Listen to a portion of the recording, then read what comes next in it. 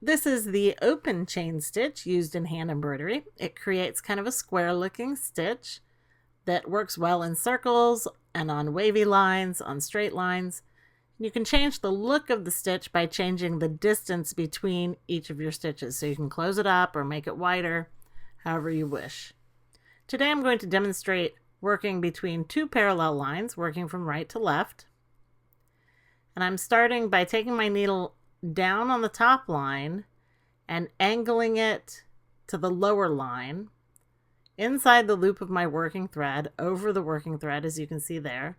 Then I'm going to start to tighten the stitch, but before I pull it all the way, I'll insert my needle in the top line where I intend to go down and tighten up the stitch around the needle.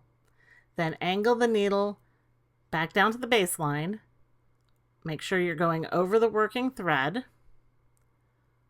Pull through, but not all the way. Then put your needle in place and tighten up the stitch.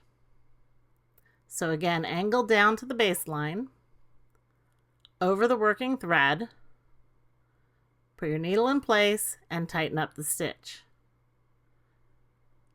I like to use my needle as a placeholder when I need to tighten up a stitch like this. It's easier to have the needle in place than pull the stitch too tight and have to straighten it out.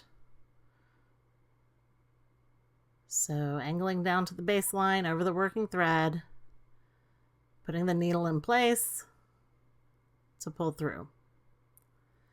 Now, when you're ready to take your last stitch, you'll do the same thing and you'll tighten up the stitch around the needle there, but then you need to take your needle out, don't pull it through, and anchor the loop on the lower line, and then step up to the top line and come up inside the loop so that you can anchor the top line as well.